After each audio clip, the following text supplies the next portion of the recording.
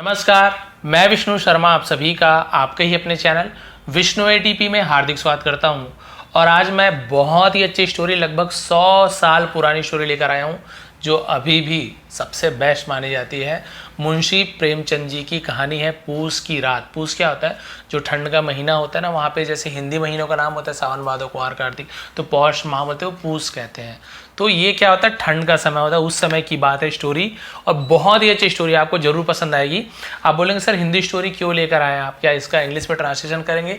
नहीं, क्योंकि इसका पूरा इंग्लिश में ट्रांसलेशन नहीं कर पाऊंगा। इतनी बड़ी स्टोरी है 4 पेज की। लेकिन क्योंकि हिंदी में पढ़ने वाले हैं तो जल्दी खत्म हो जाएगी। लेकिन इंग्लिश से इसका क्या संबंध है? जो इंपॉर्टेंट मीनिंग यहाँ पे आपको हिंदी में दिख रहा है उसका है ना, हिंदी में कुछ इंपॉर्टेंट यहाँ पे वर्ड्स हैं, उसके आपको इंग्लिश मीनिंग आपको देखने को मिली। जैसे पीछा छुड़ाने को क्या बोलते हैं? गेट रिड, पीछा छुड़ाना। ऐसे बहुत सारे आपको यहाँ पे देखिए मैंने लिखा हुआ है इंग्लिश में ऐसे वर्ड्स, जो उसका हिंदी मीनिंग का इंग्लिश में आपको यहाँ पे मीनिंग मिल जाएगा। तो चलिए देखते हैं हिंदी वर्ड का इंग्लिश मीनिंग आपको यहाँ पे सीखने को मिलने वाला। और स्टोरी तो इतनी अच्छी है कि आपको जरूर पसंद आएगी। चलिए देखते हैं, पढ़ते हैं और इम्पॉर्टेंट मीनिंग जानते हैं। हल्कू ने घर आकर अपनी पत्नी मुन्नी से कहा।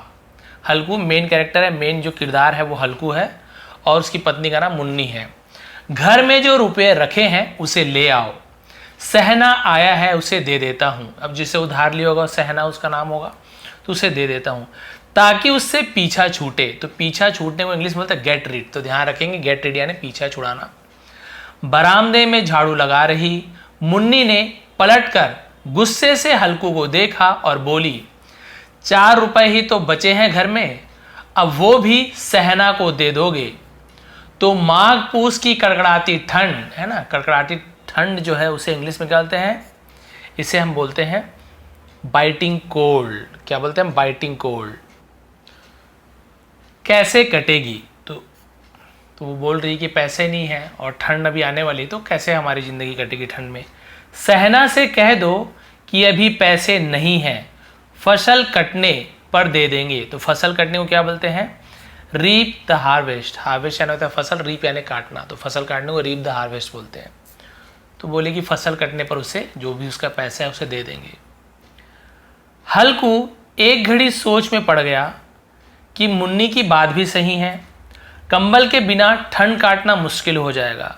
ठीक है, मुश्किल हो जाएगा।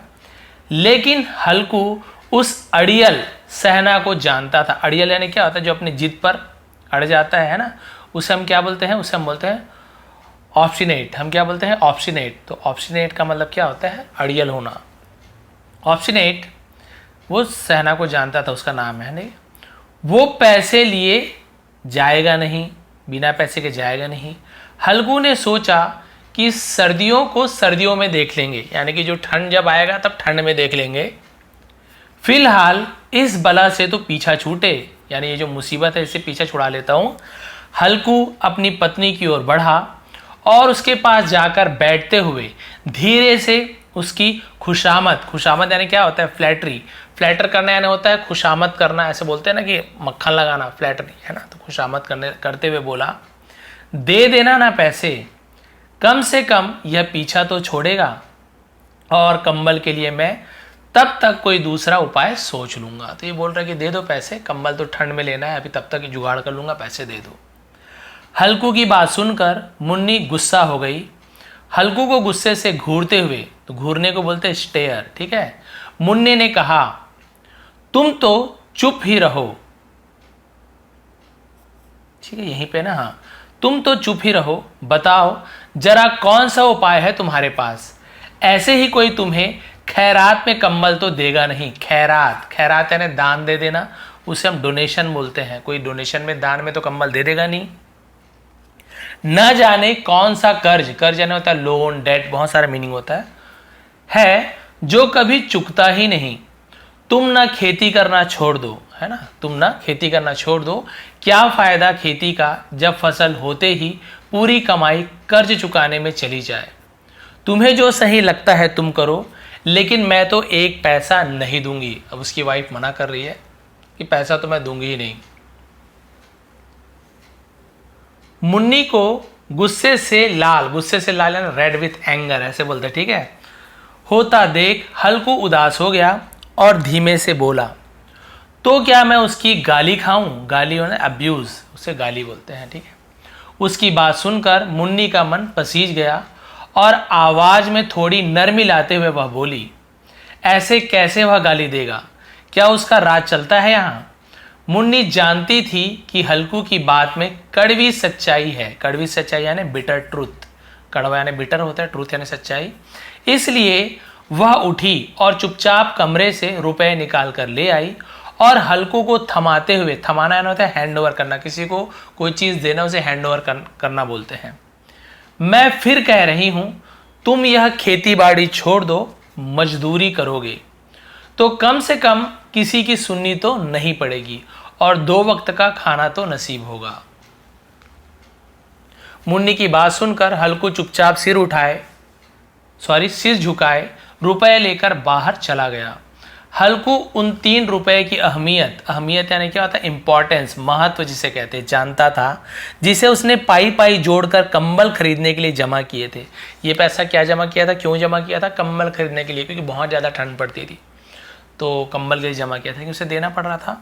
सहना को रुपये थमाते हुए हल्कू के हाथ कांपने लगे। कांपना को बोलते हैं ट्रैम्बलिंग, यानी होता है कांपना। जैसे वह सीने से अपना दिल निकालकर सहना की हथेली में रख रहा हो। ये आप समझ गए कि पैसा इतना इंपॉर्टेंट है, उससे लगा था कि दिल को निकाल के उससे दे रहा हूं मैं। वक्त बीतता गया। वक्त बीतने को क्या बोलते हैं? टाइम पास्ड, ठीक है। वक्त बीतता गया और पूस की वो कड़कड़ाती सर्द रातें भी आ गई। आसमान में जैसे चांद तारे भी ठंड से ठिठुरते, ठिठुरते है ना, ठिठुरना, उसे ठिठुरते लग रहे थे।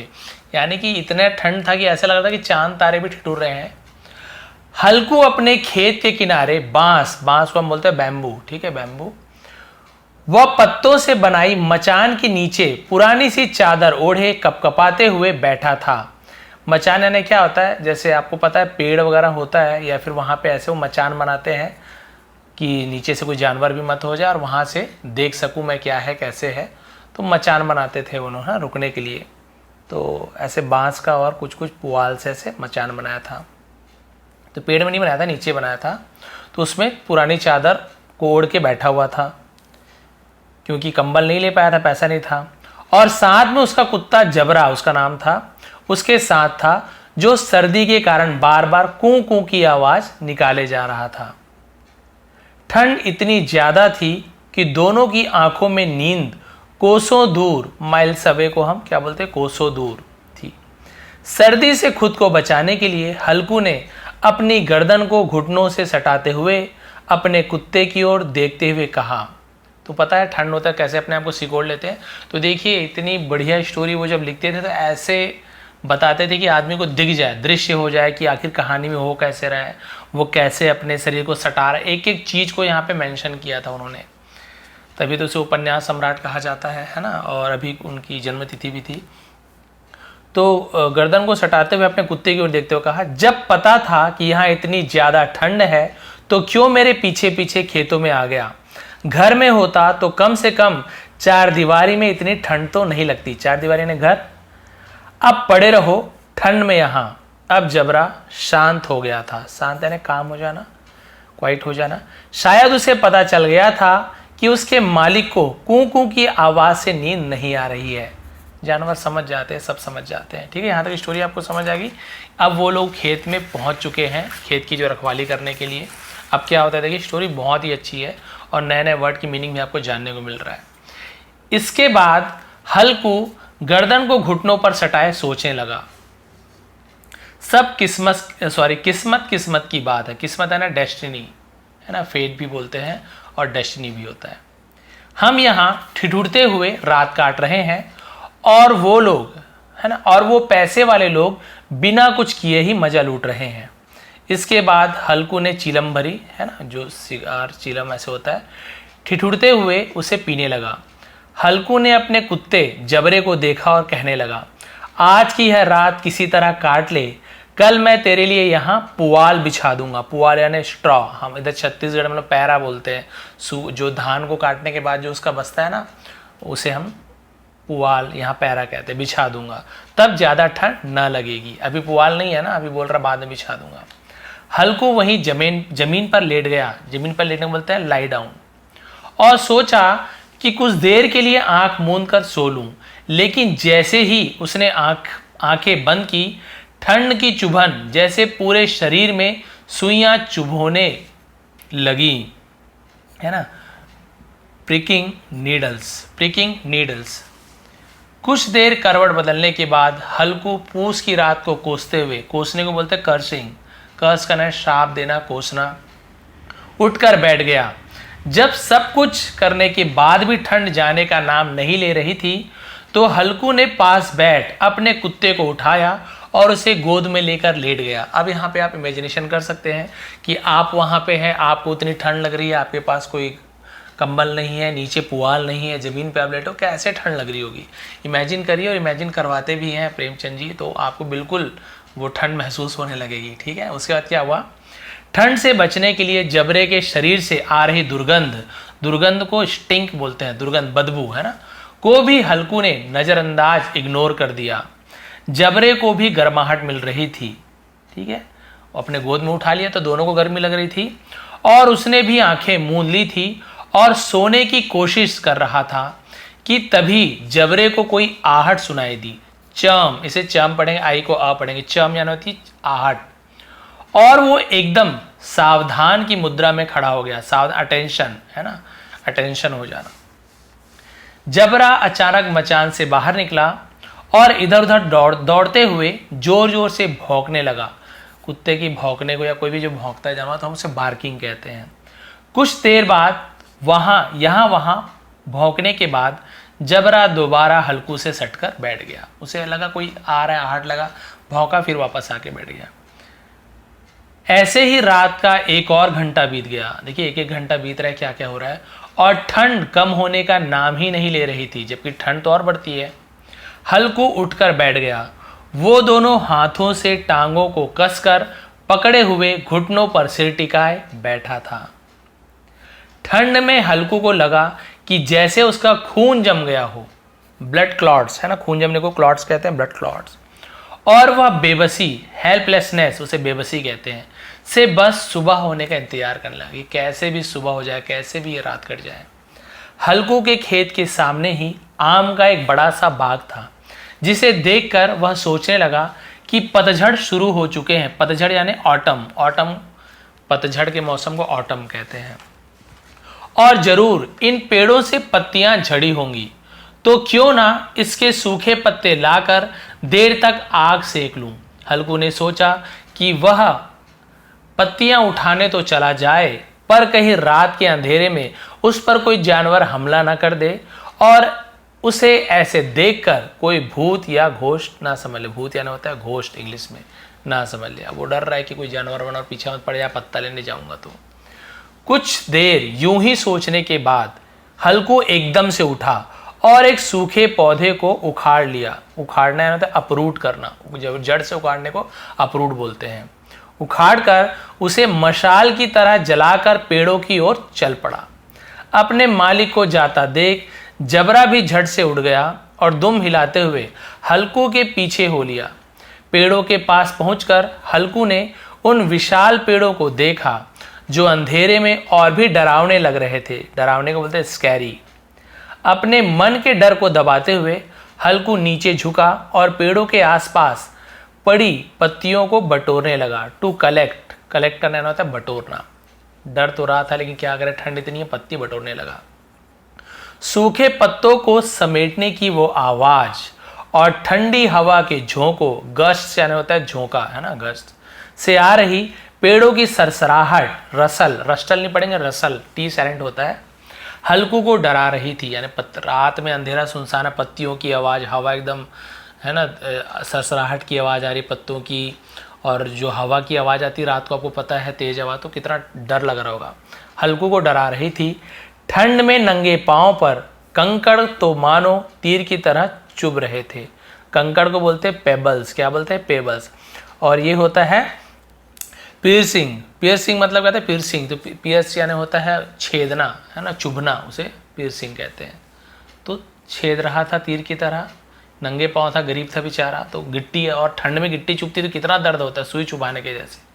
उन सब से ध्यान भटकाने के लिए हल्कू ने जबरे से बातें करना शुरू कर दिया और कहने लगा, लग रही है ना तुझे भी ठंड, बस थोड़ी सी पत्तियां और इकट्ठी कर लेते हैं, फिर दोनों खूब आग सेकेंगे। हल्कू जितनी पत्तियां समेट सकता था समेट ली और मचान की ओर चल पड़ा। अब देखते हैं क्या होता है, बस 2 पेज बचा हुआ है। अब पत्तियां इकट्ठी करके मचान की ओर चल पड़ा, जैसे तैसे इकट्ठी की बड़ी मुश्किल से। अब क्या हुआ देखिए उसके बाद। मचान के बाहर पहुंचकर हल्कू ने पत्तियों में आग लगाई। देखते ही देखते आग धधकने लगी, तो उसे ब्लेजिंग फायर बोलते हैं, आग धधकने को। और उसकी लपटें पेड़ों को छूने लगी, यानी बहुत बड़ी बड़ी लपट, मतलब बहुत अच्छे से आग लग गई। हल्कू और जबरा वहीं आग के पास बैठ गए। हल्कू अलाव में कभी अपने हाथ सेकता तो कभी पांव, तो कभी आग की ओर पीट कर बैठ जाता। जबरा भी आग के पास पसर कर लेट गया और उन लपटों, फ्लेम्स एंड लपट होता आग की, को देखने लगा। हल्कू जबरे की ओर देखकर कहने लगा, कहा था ना मैंने, अलाव जलाते ही ठंड नहीं लगेगी, अब सेक ले जी भरकर आग। खुश हो गया भी, चलो आग जल रहा है।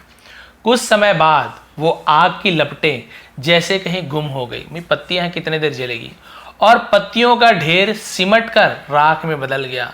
राख को एशेस कहते हैं, ठीक है, एशेस, ऐश, राख। अब तो बस कोई हवा का झोंका आता तो बची कुची चिंगारी कहीं बीच में लाल लाल अनार के दानों से दिखाई देती। यानी कि थोड़ी थोड़ी हवा आती थी ना, तो थोड़ा थोड़ा आग जो एकदम छोटा छोटा ऐसे लाल लाल बस दिखाई दे रहा था। तो चिंगारी को बोलते हैं स्पार्क, स्पार्कल, फुलझड़ी है ना, वही चिंगारी। अनार को हम क्या होता है, पोमेग्रेनेट, ठीक है, पोमेग्रेनेट यानी होता है अनार। जिसे नहीं पता उसके लिए मैंने लिख दिया है।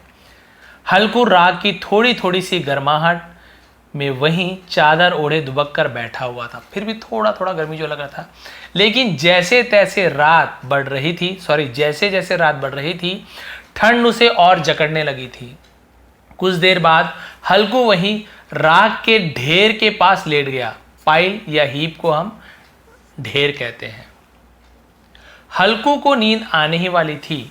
जबरा फिर से अचानक उठ गया और खेत की ओर जोर जोर से भौंकने लगा।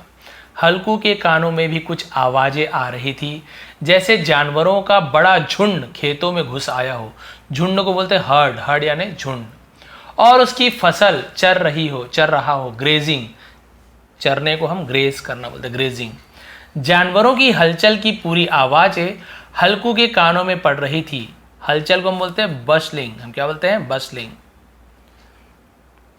हल्कू आंखें मूंदे ही सोचने लगा कि जबरे के होते हुए आखिर कोई जानवर खेतों में कैसे घुस सकता है, जरूर मुझे कोई धोखा हो रहा है। हल्कू ने आंखें खोले बिना ही जबरे को आवाज लगाई, लेकिन जबरा खेतों की ओर मुंह किए जोर जोर से भौंकता रहा, पर उसके पास नहीं आया। कुछ देर बाद खेत में चरने की आहटें तेज हो गई और अब हल्कू को पूरा यकीन हो गया कि, यकीन यानी बिलीफ है ना, कि खेतों में जरूर जानवर घुस आए हैं। और अपने आलस को झकझोरते हुए हल्कू आधे मन से उठकर बैठ गया। आलस यानी लेजीनेस, बोला कि आलस छोड़ो, और उठकर बैठ गया। इस कंपकपाती ठंड में उठकर खेत में जाना और फिर जानवरों को भगाना उसे बेहद मुश्किल सा लग रहा था। हल्कू वहीं बैठे बैठे जबरे को आवाज देने लगा।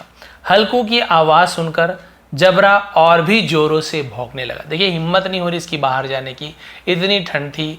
उसे पता है कि चर रहे हैं, शायद उसे मुझे जाना पड़ेगा, भगाना पड़ेगा। उसके समझ लो है ना, उसके मेहनत खून पसीने की वो कमाई है फसल, उसे चर रहा है। लेकिन देखिए ठंड इतनी थी कि वो जा नहीं पा रहा है, जाने की हिम्मत नहीं हो रही है। खेतों में नीलगाय का झुंड घुस आया था, जो पूरी तैयार फसल को चरने के साथ ही उसे तहस नहस करना था, डिस्ट्रॉयड या फिर डिवास्टेड, है ना, तो डिवास्टेडेड, तो इसे हम क्या बोलते हैं, डिस्ट्रॉय या डिवास्टेडेड को तहस नहस कर देना, किए जा रहा था। जबरा अपना गला फाड़ फाड़ कर भौंके जा रहा था, जैसे उन्हें वहां से चले जाने को कह रहा हो। इस बार हल्कू ने पक्का इरादा को हम बोलते हैं डिटर्मिनेशन करते हुए खुद को समझाया और चादर को शरीर पर लपेटते हुए खेत की ओर जाने के लिए कदम बढ़ाने लगा। हल्कू कुछ कदम ही चला था कि अचानक तेज हवा के झोंके ने उसके कदम रोक लिए। देखिए ठंड में फिर तेज हवा का झोंका आया, यानी और एकदम ज़्यादा ठंड लगने लगा। हल्कू को ऐसा लगा कि जैसे किसी ने सैकड़ों सुइयां उसके शरीर में चुभो दी हो और उसका पूरा शरीर अकड़ गया हो, है ना। बॉडी क्या हो गया, स्टट है ना, अकड़ जाना। हल्कू दौड़ता हुआ राख के ढेर के पास लौट आया और पास पड़ी लकड़ी से उसे कुरेदने लगा। स्क्रैप यानी होता कुरेदना, ऐसे है ना, ताकि उसके शरीर को कुछ गर्माहट मिले। यानी राख को भी कुरेद रहा है, थोड़ा बहुत आग रहा है, गर्मी में इतनी ठंड। जबरा खेतों के पास भौंकता रहा और हल्कू उसे राख के ढेर के पास सिकुड़ कर बैठा रहा, उस राख के ढेर के पास, जैसे उसे किसी ने जकड़ रखा हो। लास्ट पेज बचा हुआ है, एंडिंग क्या है देखते हैं। नील गाय के झुंड ने देखते ही देखते पूरे खेत को तहस नहस कर दिया। हल्कू उसी राख के ढेर के पास चादर ताने सो गया और जानवरों के जाने के बाद जबरा भी हाँफते हुए हल्कू के पास आकर बैठ गया। सुबह जब हल्कू की आंख खुली तो दिन चढ़ आया था और धूप निकल आई थी, सन आउट, धूप निकलना। सामने बैठी मुन्नी उसे गुस्से से घूरते हुए जोर जोर से कह रही थी, यानी सुबह हुआ तो उसकी वाइफ आ गई वहां पे, धूप निकल आया था तो, और उसे जोर जोर से कह रही थी, दिन भर सोए रहोगे क्या? उठकर देखो तो सही, जानवरों ने पूरी फसल का क्या हाल कर दिया है। अब हम क्या करेंगे? तुम्हारे रात में खेत में होने का क्या फायदा? अगर चादर तान कर सोना ही था तो घर पर ही पड़े रहते। अब इस बेचारे को क्या पता कि वो कैसे ठंड से वो रात भर गुजरा है।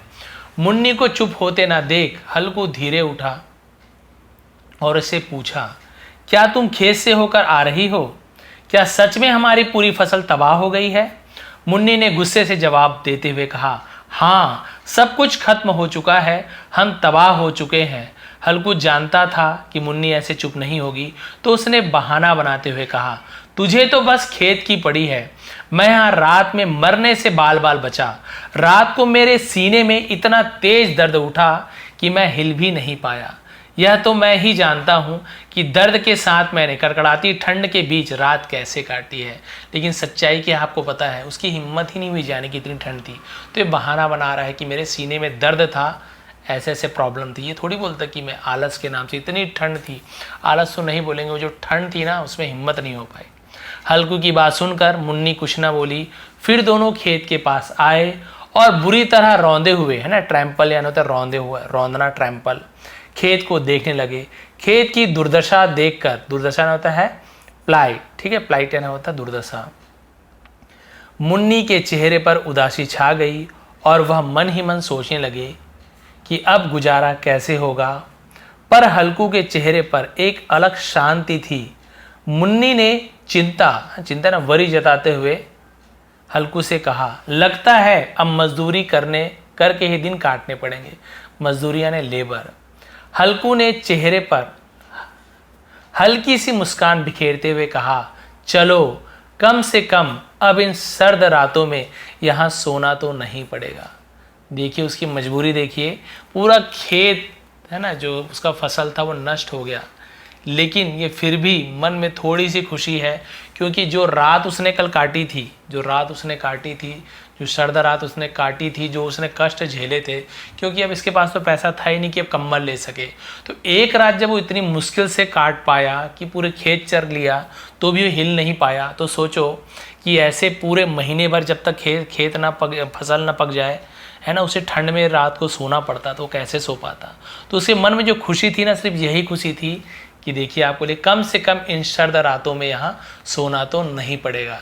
लेकिन इसके पीछे कितना बड़ा उसका दुख है, कितना बड़ा दर्द है, आप समझ सकते हैं उससे क्या परेशानी रही होगी। तो इस कहानी से हमें क्या सीख मिलती है? मजबूरी में इंसान को कई बार न चाहते हुए भी कठिन फैसले लेने पड़ते हैं जो हमारे भविष्य को प्रभावित कर सकते हैं। विपदा कभी भी आ सकती है, इसलिए हमें चौकस रहना जरूरी है। ठीक है, वो बोली थी उसकी वाइफ कंबल कंबल कंबल, लेकिन नहीं माना। कंबल रहता तो हो सकता है कंबल ओढ़ के वो पीछा करता, भगाता, लेकिन उसकी मजबूरी थी, कर्ज भी चुकाना था। तो ये सब स्टोरी थी। देखिए इस इंग्लिश में मोरल को इंग्लिश में मैं ट्रांसलेट कर दिया हूँ कि लर्निंग फ्रॉम द स्टोरी, इस कहानी से सीख क्या है, under compulsion many times a person has to take difficult decision even without wanting to, which can affect our future. Disaster can come anytime, so it is always necessary to be alert. बिल्कुल यही alert यानी चौकस होना। Disaster मतलब क्या होता है, विपदा, है ना। तो ये सब होता है एनी टाइम, यानी कोई भी समय आ सकती है। तो आपको भविष्य के लिए चौकस रहना है, सचेत रहना है, आपको फ्यूचर का सोचना है। अभी का आप देखिए, लेकिन फ्यूचर के लिए भी कुछ आप सोच कर रखिए। लेकिन यहाँ पे तो वो इतने गरीब थे कि उनकी मजबूरी हो गई थी, लेकिन उसकी वाइफ ने एक आइडिया बताया था कि भी आप बाद में मना कर दो, ये कर दो, वो कर दो।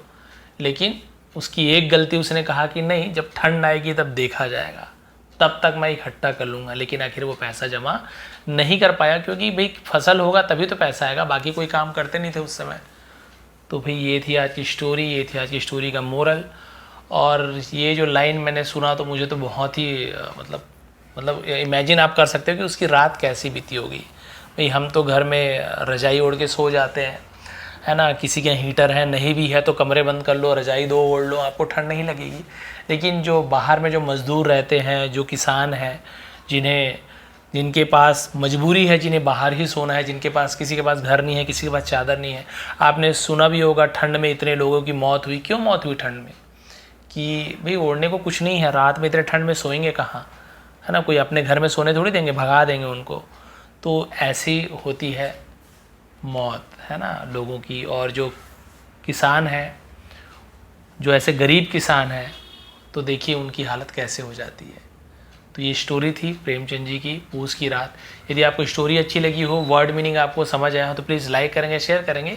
ये मैं हमेशा ऐसे नहीं लाऊंगा, आज पता नहीं क्यों ये स्टोरी आपको बताना ही था, सुनाना ही था, इसलिए मैं स्टोरी को लेकर आया हूँ। बाकी हम इंग्लिश हिंदी ट्रांसलेशन करते रहेंगे। आपको पसंद आई स्टोरी तो प्लीज़ लाइक करेंगे, शेयर करेंगे। आप सभी का बहुत बहुत धन्यवाद। आपका दिन शुभ रहे। इसका स्टोरी का PDF भी आपको टेलीग्राम में दे दूँगा। विष्णु ATP सर्च करेंगे, वहाँ पर ज्वाइन कर लेंगे। नए हैं तो प्लीज़ सब्सक्राइब कर लीजिए।